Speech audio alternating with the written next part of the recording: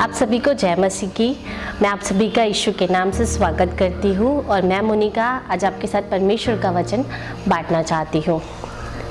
मत्ती उसके 16 अध्याय और उसके 24 वचन में यीशु मसीह ने अपने चेलों से कहा, यदि कोई मेरे पीछे आना चाहे तो अपने आप का इनकार करे और अपना क्रूस उठाए और मेरे पीछे हो ले।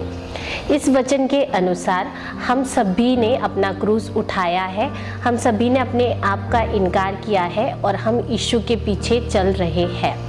मैं विश्वास करती हूँ कि हम सभी यीशु के पीछे चल रहे हैं, पर बहुत से समय हम अपने जीवन में बुराइयों की तरफ मुड़ जाते हैं, हम अपने जीवन में बुरी बातों की तरफ मुड़ जाते हैं। तो क्या हम सही तरीके से क्रूस को उठाकर यीशु के पीछे चल रहे हैं? क्या हमने सही तरीके से अपने आप का इनकार किया है? मैं आज आपके साथ एक वीडियो जो मैंने देखा था, मैं उसकी स्टोरी आपके साथ शेयर करना चाहूँगी, जो हर एक मसीही के जीवन के लिए बिल्कुल सही है। उस वीडियो में बहुत से लोग थे जो अपना क्रूस उठाकर एक रास्ते पर चल रहे थे, पर उसमें एक व्यक्ति ऐसा था जिसे क्रूस का वजन बहुत भारी लग रहा था।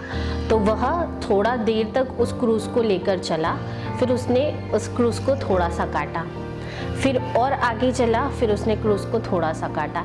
ऐसे करते करते वो आखिरी तक उस क्रूस को काटते गया और बाकी जितने लोग थे वो अपना क्रूस लेकर चल रहे थे। अंत में एक बहुत बड़ी सी दरार थी जो पृथ्वी और स्वर्ग के राज्य के बीच में थी। तो जितने लोग जो दूसरे थे जो अपने क्रूस को लेकर चल रहे थे, उन्होंने उस दरार पे अपने क्रूस को रखा और वह स्वर्ग के राज्य पे चले गए। परंतु वह व्यक्ति जिसने अपने क्रूस को काटा था, उसका क्रूस उस जगह पर पहुंच के छोटा पड़ गया और वह स्वर्ग के राज्य में प्रवेश नहीं कर पाया।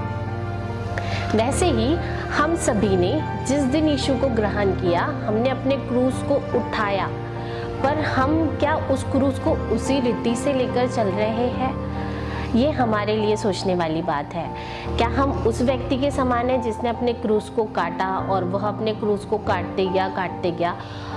कई बार ऐसा होता है कि हमारे जीवन में बुराइयां आ जाती है, हम खुद होकर उस क्रूस को नहीं काटते हैं, पर बुराइयां और पापों के कारण वह क्रूस कटते जाता है और हम अंत में जो स्वर्ग के राज्य में हमें प्रवेश करना है, शायद हम उसमें प्रवेश ना कर पाए, क्योंकि पृथ्वी पर रहते हुए ही हमने उस क्रूस को इतना काट लिया कि वो वहाँ जाते जाते तक छोटा हो गया।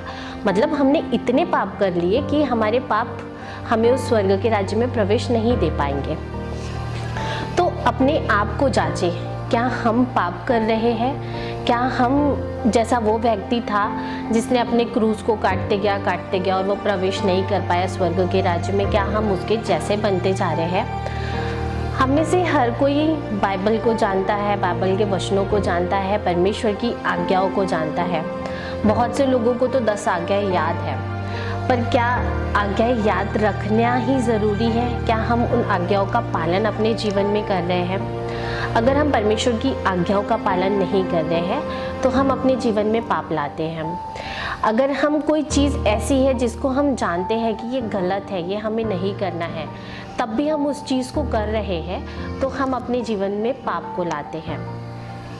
मसीही जीवन जीना अब बहुत कठिन है। बहुत से लोगों के लिए तो ये चीज़ बहुत कठिन है, क्योंकि मसीही जीवन जीना अर्थात अपने जीवनों से बुराइयों को दूर करना है। जैसा कि वचन कहता है, यीशु मसीह ने कहा कि तू अपने आप का इनकार कर, मतलब खुद का इनकार करे, खुद के जीवन से ऐसी चीज़ों को दूर करे जो परमेश्वर की नज़र में गलत है। तो बहुत से लोगों के लिए ये काफ़ी डिफ़िकल्ट हो जाता है। बट अगर आपको स्वर्ग के राज्य में प्रवेश करना है, आप अपने जीवन में अनंत जीवन को चाहते हैं जो परमेश्वर ने हमारे लिए रखा है, तो हमें अपने आप का इनकार करना पड़ेगा। हमें अपने जीवन से बुराइयों को दूर रखना पड़ेगा, बुरी बातों से खुद को दूर रखना पड़ेगा। तो अगर आप अपने जीवन में परमेश्वर का अनंत जीवन चाहते हैं, वह अनंत जीवन चाहते हैं जो उसने हमारे लिए रखा है, तो अपने आप का इनकार करें और अपना क्रूस उठाकर यीशु के पीछे हो लें। उस व्यक्ति के समान ना बने जिसने अपने क्रूस को काटा, उसके पापों के द्वारा उसका क्रूस कटते गया और वो अंत में स्वर्ग के राज्य में प्रवेश ना कर पाया।